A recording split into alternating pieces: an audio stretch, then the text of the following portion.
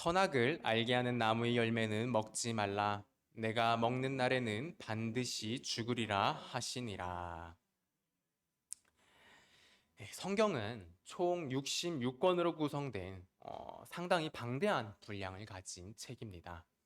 그런데 이 성경을 네 가지 키워드로 정리할 수 있는데요. 바로 창조, 타락, 구속, 그리고 완성입니다. 하나님이 세상과 인간을 창조하신 것, 그리고 그 인간이 하나님께 반역하여 타락하고 그 타락한 인간을 하나님이 구원하시기 위해 행하시는 것들, 그리고 이것이 완전히 완성될 것에 대하여 기록되어 있는 것이 성경입니다. 성경 66권은 바로 이러한 맥락으로 요약될 수 있는 것인데요. 오늘 우리가 읽은 본문인 창세기는 보는 시각에 따라 조금 다를 수는 있지만 최소한 이 세 가지 키워드를 모두 담아내고 있다 할 수 있습니다. 이 세상과 아담을 창조하신 사건, 그 아담이 타락한 사건, 그리고 이 인간들을 구원하시기 위한 하나님의 계획과 그것을 실행해 나가시는 모습들이 창세기에 담겨 있습니다. 오늘 우리가 읽은 본문의 장은 하나님의 창조가 기록되어 있는 장으로서 성경 핵심 네 가지 키워드 중 창조를 주제로 삼고 있는 본문이라고도 할 수 있는데요. 하나님은 하나님 본인의 계획에 따라 이 세상을 창조하셨습니다. 그리고 그 창조한 세상과 인간을 그냥 내버려 두시는 것이 아니라 직접 다스리고 통치하고 계십니다. 이러한 하나님의 다스림을 우리는 하나님의 섭리라고 부릅니다. 그리고 하나님이 섭리하시는 방법들 중에 하나가 바로 언약인데요. 하나님은 우리 인간과 언약을 맺으심으로 우리와 관계 맺으시고 우리를 다스리십니다. 오늘 우리가 살펴보고자 하는 것이 바로 이 언약인데요. 여러분, 언약이란 무엇일까요? 쉬운 말로 약속입니다. 그러면 또 약속은 무엇일까요? 약속은 두 사람 이상의 사람이 서로 이렇게 하겠다 아니면 저렇게 하자 등을 합의해서 그렇게 하겠노라 정하는 것입니다. 그리고 이 약속에도 종류가 있는데요. 한 두 가지 정도로 분류해 볼 수 있습니다. 하나는 조건이 있는 약속이고 다른 하나는 조건이 없는 무조건적 약속입니다. 예를 들어서 제가 우리 성도님들께 이제 이런 약속을 드릴 수가 있는 것이죠. 저랑 놀아주시면 그러면 제가 식사 대접을 좀 해드리겠습니다. 라고 한다면 이것은 조건적 약속이고요. 그런데 이제 반대로 그냥 제가 여러분께 제가 식사 한번 대접해드리겠습니다. 라고 한다면 그것은 조건이 없는 무조건적인 약속이라 할 수 있는 것이죠. 자, 우리 하나님도 아담을 만드시고 아담과 약속을 맺으셨는데요. 처음 맺으셨던 그 약속은 어떤 약속이었냐? 바로 조건적 약속을 맺으셨습니다. 그것이 바로 우리가 오늘 읽은 창세기 2장 17절의 말씀입니다. 우리 17절 다시 한번 읽어볼까요? 17절입니다. 선악을 알게 하는 나무의 열매는 먹지 말라. 내가 먹는 날에는 반드시 죽으리라 하시니라. 자, 이게 약속인데요. 이게 무슨 약속이냐라는 의문이 질 수 있으실 겁니다. 이거는 열매를 먹지 말라는 것이 조건이고요. 이 조건을 안 지키면 죽고 조건을 지키면 죽지 않는다라는 내용의 약속입니다. 정리하면 선악과를 따먹지 않으면 생명을 주고 선악과를 따먹으면 죽음을 주겠다는 하나님의 약속인 것입니다. 이것이 아담 이후 그리고 오늘날까지 하나님이 내거시는 약속입니다. 하나님께 순종하면 영생과 복을 받을 것이고 하나님께 불순종하면 저주와 죽음이 있을 것이라는 이러한 약속으로 하나님은 우리 인간을 다스리고 계시고 이것이 하나님과 우리 인간 사이의 기본 법칙이자 원리라고 할 수 있습니다. 흔히 우리가 율법이라고 부르는 것이 바로 이 하나님과 인간 사이의 대표적인 조건적 약속인 것입니다. 자, 그런데요. 이 하나님이 이러한 조건적 약속을 우리에게 내걸으셨다라는 말을 들으시면 어떤 느낌이 드십니까? 솔직히 반발하는 마음이 속에서 좀 들지 않을까라는 생각이 듭니다. 하나님이란 분은 왜 이렇게 우리에게 뭔가를 요구하고 심지어 그 아담을 만들어 놓고 만들자마자 바로 요구하시는 것이 그런 조건을 달면서 이거 해라 마라. 하나님은 참 뭔가 인간들을 착취하고 못 살게 구는 그런 존재가 아닌가. 어떤 이야기 속에 나오는 악한 왕이라는 느낌이 우리에게서 잘 떠나지 않는 것이 사실입니다. 이때마다 우리가 생각해야 하는 건 하나님은 누구시냐를 생각해야 합니다. 여러분, 하나님은 친히 이 세상을 지으신 창조주요, 이 온 우주를 다스리시는 왕이십니다. 로마서 9장 20에서 21절인데요.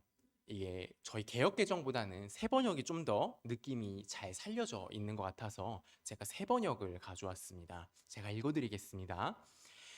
오 사람아, 그대가 무엇이기에 하나님께 감히 말대답을 합니까? 만들어진 것이 만드신 분에게 어찌하여 나를 이렇게 만들었습니까? 하고 말할 수 있습니까? 토기장이에게 흙 한 덩이를 둘로 나누어서 하나는 귀한 데 쓸 그릇을 만들고 하나는 천한 데 쓸 그릇을 만들 권리가 없겠습니까? 우리가 어떤 물건을 만들면 그 물건이 주인의 뜻을 거슬러 자기 마음대로 할 수 없듯이 우리도 우리 마음대로 사는 것이 아니라 우리를 만드신 하나님의 뜻대로 사는 것은 너무도 당연한 것입니다. 여러분, 하나님께 순종하는 건 너무도 당연한 것입니다. 그런데요, 하나님께서 약속을 하시면서 조건으로 거시는 것을 잘 살펴보십시오. 이 조건 무엇인지 아십니까? 바로 순종입니다. 아니, 우리가 순종하는 건 당연한 건데 그걸 조건으로 삼아서 생명을 주겠다고 약속하셨던 것입니다. 마치 뭐와 같냐면 아빠가 아들에게 약속을 해주는 것입니다.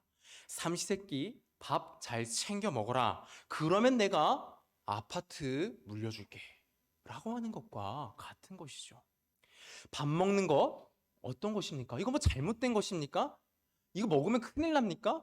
먹으면 좋은 것입니다. 그 밥 먹는 건 너무도 당연한 것인데 그걸 조건으로 삼아서 거액의 자산을 주겠다고 약속한 것과 같다는 것입니다. 사랑하는 성도 여러분, 하나님의 약속은 결코 불합리한 것이 아닙니다. 하나님이 우리에게 말도 안 되는 것을 요구하는 것도 아닙니다. 불합리하다면 오히려 하나님께 불합리한 것이지 결코 우리에게 있어 불합리한 것은 아닙니다. 왜냐하면 우리에게는 너무도 당연한 것을 조건으로 세워놓으시고 그에 대해서 하나님이 주셔야 하는 건 영생이라는 너무도 어마어마한 것이기 때문입니다. 그리고 또 하나 놀라운 사실은 하나님이 우리 인간과 약속을 하셨다는 것 자체에 있습니다. 하나님은 창조주고 우리는 한낱 만들어진 존재입니다. 그렇게 하나님과 우리 사이에는 도무지 가늠할 수 없는 격차가 존재하고 있는데요. 여기서 우리가 생각해 봐야 하는 건 약속이란 건 사실 어느 정도 최소한의 급이 맞아야 맺어지는 것이라는 사실입니다. 우리 한번 생각해 보면 좋겠는데요. 여러분은 혹시 여러분이 기르시는 동물과 약속하십니까? 요즘 워낙 동물들과 가까이 지내는 시대이다 보니까 혹시 어딘가에는 있을지도 모르겠는데요. 그렇지만 곰곰이 생각해 보면 아무리 강아지나 고양이랑 가깝게 지낸다고 해도 자기 자식처럼 정말 그렇게 생각하고 기른다고 할지라도요. 약속을 하나요? 아니지 않습니까? 반면에 우리 같은 인간들 사이에서는 얼마나 많은 약속들이 일어나고 있습니까? 부모와 자식 간에 또 친구들 간에 끊임없이 발생하는 것이 약속입니다. 우리는 무수히 많은 약속들 가운데서 서로 관계 맺고 교제하며 살아갑니다. 이렇게 보면 약속은 최소한 같은 종류의 존재들이 관계 맺고 교제하는 아주 중요한 수단들 중에 하나인 것입니다. 그런데 여러분, 하나님께서 우리와 약속을 맺어 주셨습니다. 이게 어떤 의미인지 느낌이 오십니까? 하나님이 우리를 하나님과 같은 급으로, 하나님과 같은 종류로 여겨주신다는 말입니다. 솔직히 하나님의 시선에서 우리는 얼마나 미약하고 보잘것없는 존재이겠습니까? 그런데 그런 우리와 친히 약속을 해주심으로 우리와 관계 맺으시고 교제하여 주시는 것입니다. 우리가 최고의 사랑은 하나님이 자신의 아들 예수 그리스도를 십자가에 못 박혀 죽게 하신 십자가 사건이 하나님이 우리에게 보여주신 최고의 사랑이다. 하나님이 우리를 사랑하신다는 가장 큰 증거다라고 하죠. 너무도 맞는 말이고 이것이 정말 최고의 사랑의 증거인 것이 맞습니다. 그런데요, 하나님은요, 이 사랑 하나만 보여주신 것이 아닙니다. 이것 하나만을 통해 우리에게 사랑을 보여주신 것이 아닙니다. 여기에도 하나님이 우리를 사랑하신다는 증거가 있고요. 하나님은 우리를 사랑하신다는 것을 보여주셨다는 것입니다. 그것이 무엇입니까? 바로 우리와 약속을 하셨다는 것, 그 사실입니다. 하나님이 우리와 약속하시고 우리와 인격적인 관계를 맺으셨다는 것 또한 하나님의 우리를 향한 한량없는 사랑의 증거라 할 수 있는 것이지요. 여러분, 하나님이 우리에게 순종하라고 말씀하시는 것, 그리고 그러면서 주신 십계명과 율법들은요, 괴팍하고 이상하신 하나님이 우리 골탕 먹이려고, 우리 힘들게 하려고 주신 것이 아닙니다. 우리와 인격적인 관계를 맺어 주시고자 하는, 우리와 관계 맺고자 하시는 하나님의 사랑입니다. 그렇게 우리는 하나님의 율법과 말씀들을 받고 그것을 순종할 때에 이것에 대해서 너무 괴로워하거나 하기 너무 싫은데 어쩔 수 없이 하는 어떤 공부나 일처럼 하나님의 말씀과 법을 순종하려고 해서는 안 됩니다. 이 율법, 이 약속이 바로 하나님이 나를 사랑하시는 증거요, 하나님이 나를 하나의 인격자로 대우해 주시는 것이라는 걸 기억해야 합니다. 그러할 때 우리는 억지로 하는 것이 아니라, 괴로움이 아니라 정말 자발적으로 기쁨으로 하나님께 순종하는 삶을 살게 됩니다. 그리고 이것이 바로 하나님이 약속을 주시고 우리와 교제하시는 이유요, 목적입니다. 우리 한국교회의 모습들을 보면요, 정말 교회를 위해 섬기시는 분들이 참으로 많습니다. 정말 우리가 존경해야 하고 본받아야 될 그런 모습들이 많은데요. 특히 우리 신앙의 선배들을 보면 어떻게 저렇게까지 다 바치고 헌신하실까? 정말 대단하다라고 할 만한 분들이 참으로 많습니다. 주일 예배는 기본이고 수요 예배, 금요 예배, 새벽 기도, 식당 봉사, 주차장 봉사, 분리수거, 청소까지 이 모든 것들을 도맡아 하시는 분들이 있습니다. 이렇게까지는 아니더라도 기본 3개 이상의 봉사를 하시며 상당한 헌신을 하시는 분들이 많이 있죠. 또 특히 새해에는 무엇이 있습니까? 특별 새벽 기도가 있죠. 많게는 한 달, 적게는 일주일 동안 전교인이 다 나와 새벽 기도에 참여합니다. 이 기간을 통해 많은 사람들이 도전도 받고 은혜를 받는 너무도 귀한 시간입니다. 그런데요, 이 기간을 통해 은혜를 받는 사람들만큼 많이 생기는 것이 있는데요. 무엇입니까? 바로 성도들 간의 정죄와 상처입니다. 또 중고등부나 청년부와 같은 이런 어린 청년들과 이 사이에서도 수련의 기간이나 선교, 전도 모임 가운데에서도 심심치 않게 서로 정죄하고 다투는 경우들을 많이 보게 됩니다. 또 열심히 있는 젊은이들이 주로 결성하고 헌신하는 이 찬양팀에서도 쉬쉬해서 그렇지 늘 리더와 멤버들 간의 불화가 문제가 되곤 합니다. 하나님을 더욱 잘 섬기고 하나님의 교회를 더욱 잘 세워보겠다고 한 것인데 도대체 왜 이런 일이 발생하는 것일까요? 그것은 두려움으로 억지로 하기 때문에 발생하는 것입니다. 여러분, 하기 싫은 거 하실 때 어떠십니까? 그걸 혼자 하고 다른 사람은 하지 않고 있으면 어떤 기분이 드십니까? 되게 눈꼴이 시리고 짜증이 나고 이런 마음이 들죠. 아, 쟤는 왜 안 해? 하는 이런 생각이 들게 되는 것입니다. 그렇기 때문에 아무리 좋은 것이라도 억지로 하는 사람들의 마음에는 늘 남을 정죄하는 마음이 따라오기 마련인 것입니다. 그리고 또 사람이란 게요, 신기한 것이 억지로 하는 것이었고 그것이 분명 싫었음에도 그것을 자신이 잘 해내고 잘 해나가고 있게 되면 갑자기 그 일은 아주 영광스러운 것이 되어버립니다. 그것을 하는 자신을 굉장히 자랑스러워하게 됩니다. 이렇게나 어렵고 힘든 것을 내가 해냈다. 나는 참 대단하다. 라는 이런 심리로 흐르게 되는 것이죠. 그러니 어떻겠습니까? 사람들 앞에서 아주 당당해집니다. 아주 대단한 사람이 됩니다. 그래서 주변 형제자매들에게 아주 당연하다는 듯이 훈계하고 조언합니다. 야, 그것도 못해서 되겠니? 그거 그렇게 하는 거 아니야. 나를 봐라. 나는 이만큼이나 하고 있다. 신자라면 최소한 이 정도는 해야지. 이렇게 자신이 잘하고 있는 것을 남들에게 강요합니다. 그리고 이것을 하지 않거나 그렇게 하지 못하는 사람들을 바라보며 어찌 하나님 믿는 사람이 그럴 수 있느냐, 어찌 그걸 못하느냐 하면서 난리를 부리게 됩니다. 왜요? 자기는 했다고 생각하기 때문입니다.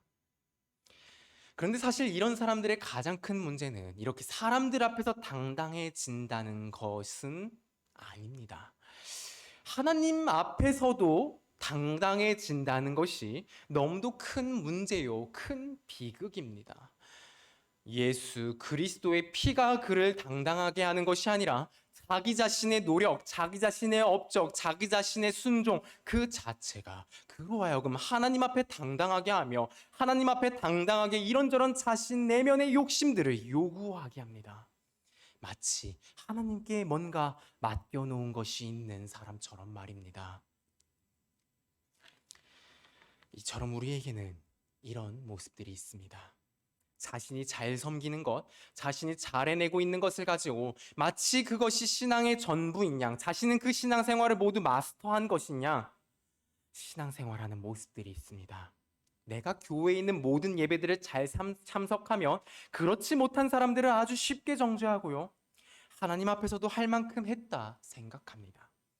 내가 기도를 매일매일 잘하고 있으면 그렇지 못한 사람은 아주 쉽게 정죄하고요. 하나님 앞에서 충분히 잘하고 있다고 생각합니다. 내가 교회에서 봉사를 잘하고 있으면 또 그렇지 못한 사람을 정죄하고요. 하나님 앞에서 마땅히 어떤 보상들을 받아야 할 줄로 생각합니다. 내가 하고 있는 그것으로 신앙생활을 아주 잘 해내고 있다고 생각합니다. 마치 신앙의 전부를 내가 스스로 다 이뤄내고 있는 것처럼 행동하는 것입니다. 그런데요, 여러분, 예배 자체가, 기도 자체가, 봉사 자체가 우리가 해야 하는 일은 아닙니다. 이것들 자체만으로 우리가 하나님 앞에 충분하고 하나님이 반드시 받으시는 그러한 것이 아닙니다. 하나님께 대한 이 모든 경건 생활과 봉사는 우리가 왜 하는 것입니까? 이것들을 통해 하나님이 우리와 교제해 주시기 때문입니다. 이것들을 통해 하나님이 우리에게 말씀해 주시고 이것들을 통해 하나님께서 우리에게 그 모든 복과 선과 그 모든 능력들을 더해 주시기 때문입니다.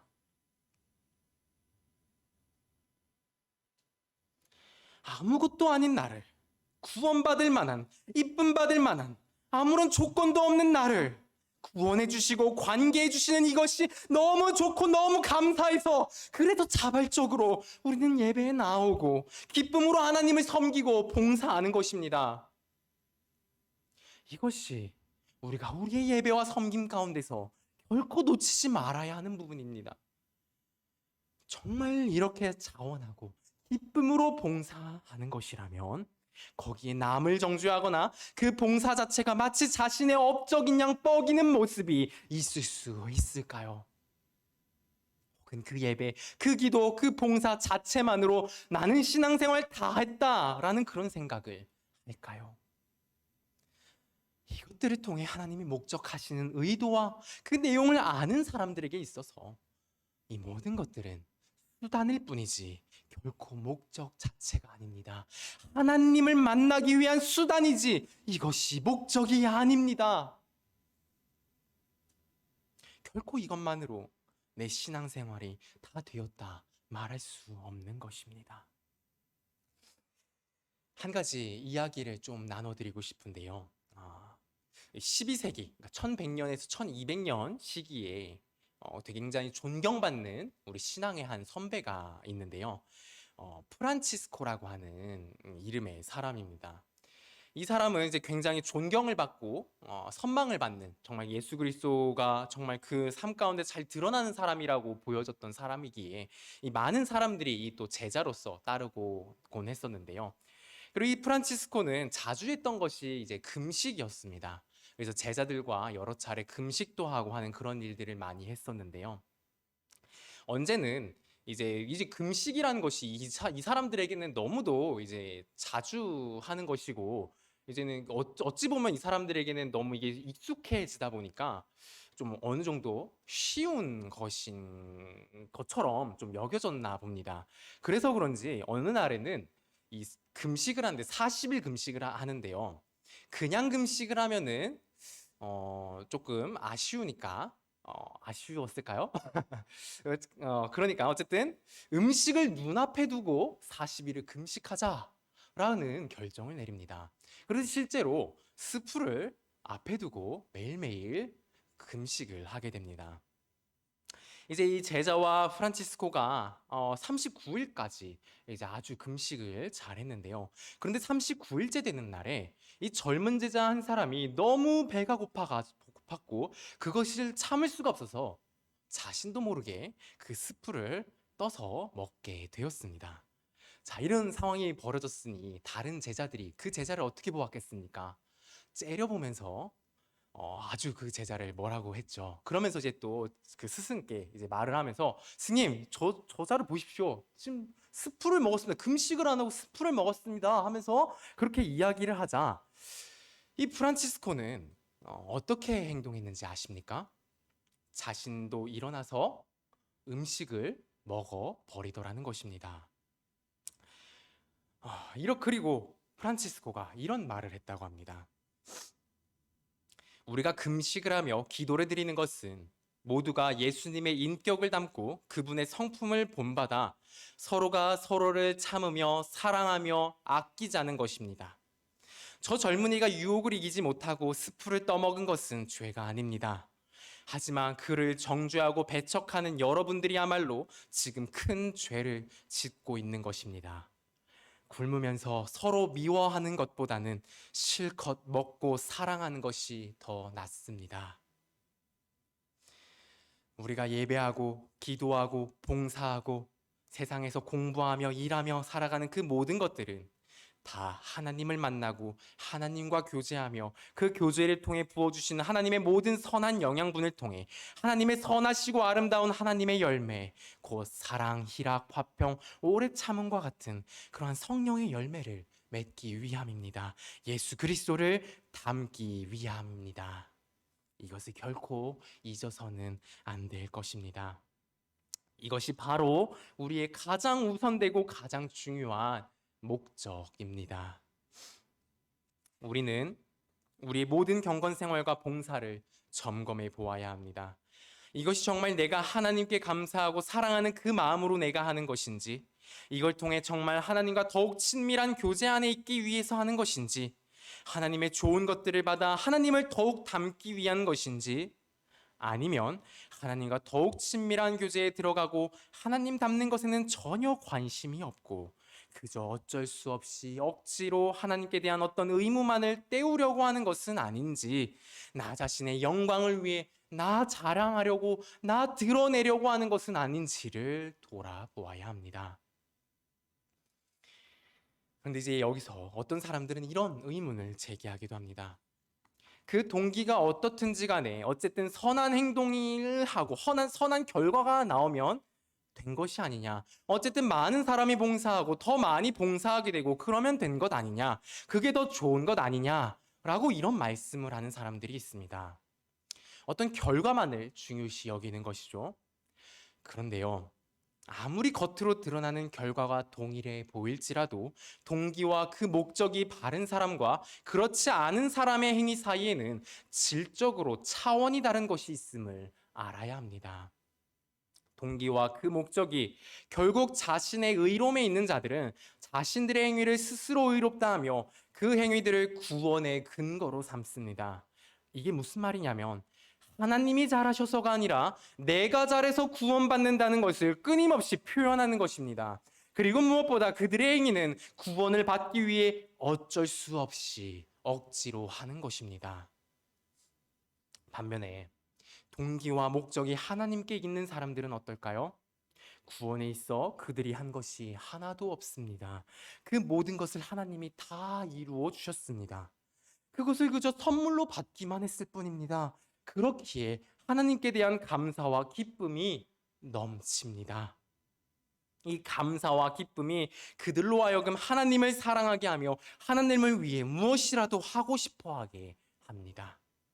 이 두 그룹의 행위는 겉으로 보기에는 아무런 차이가 없을 수 있습니다. 하지만 하나님께서는 그 동기와 목적을 하나님께 둔 그룹의 행위를 기뻐 받으십니다. 왜 그러실까요? 둘 다 똑같이 어쨌든 간에 하나님의 말씀에 순종한 것 아닌가요? 그 이유는 하나님께서 우리를 향해 궁극적으로 목적하시는 바가 한치의 오차도 없이 하나님의 말씀에 순종해내는 순종 기계, 순종 로봇을 만들고자 하시는 것이 아니기 때문입니다. 하나님은 자발적으로 기뻐하는 마음으로 하나님과 관계 맺고 교제하는 그런 인격체, 그런 아들, 딸 얻기를 원하시기 때문입니다.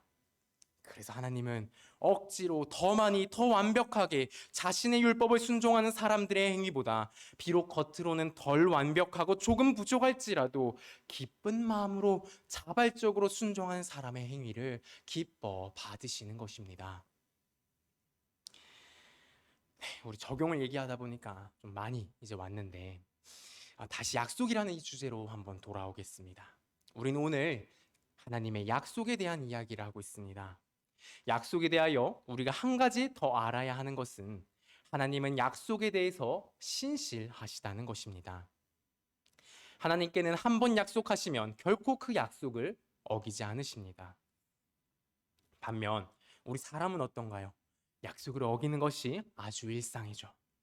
태어날 때부터 우리는 하나님의 약속을 어겼고요. 지금도 우리가 약속을 깨뜨리고 있습니다.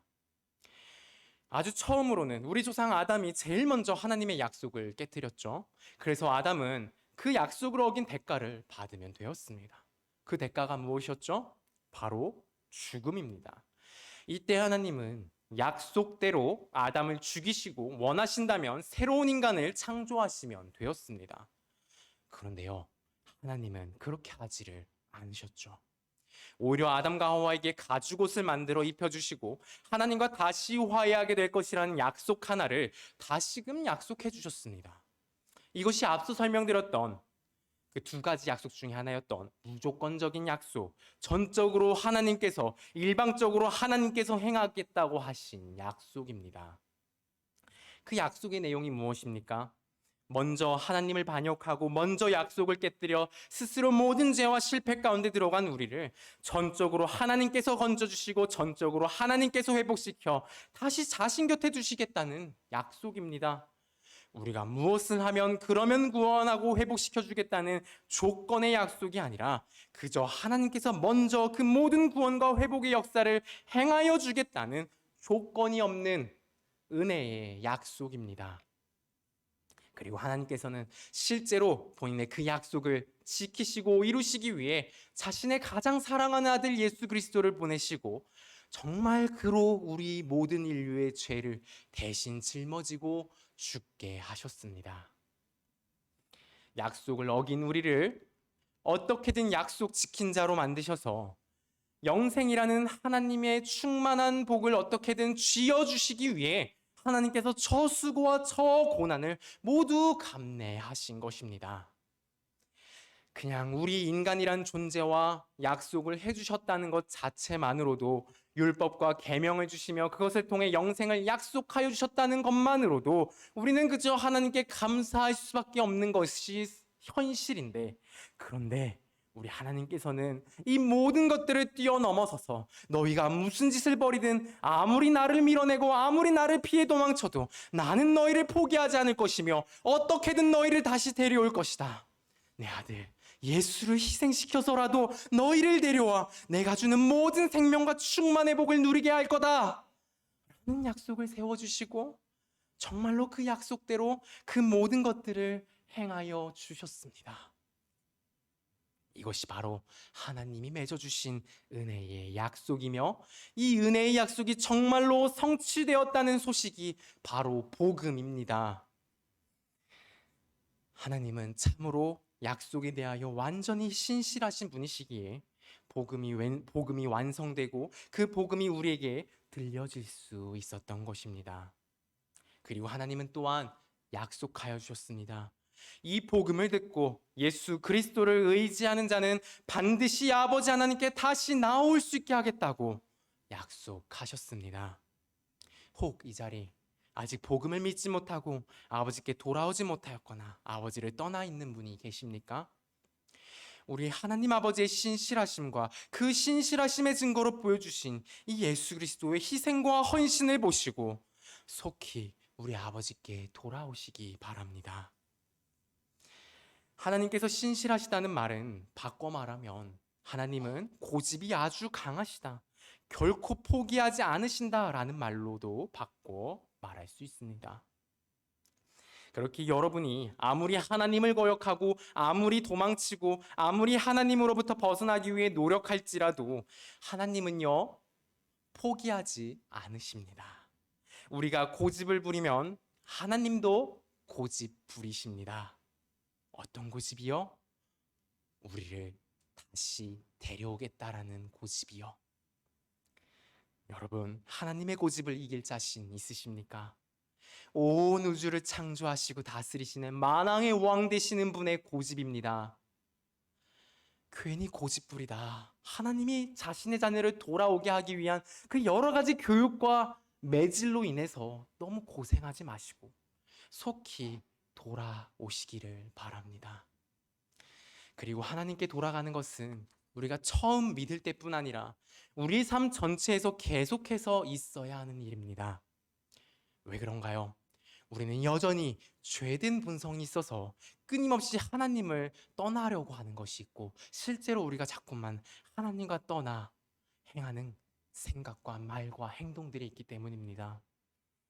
그것을 아시기에 하나님은 끊임없이 우리로 하여금 돌아오라고 외치시기도 하며 때리시기도 하시는 것입니다.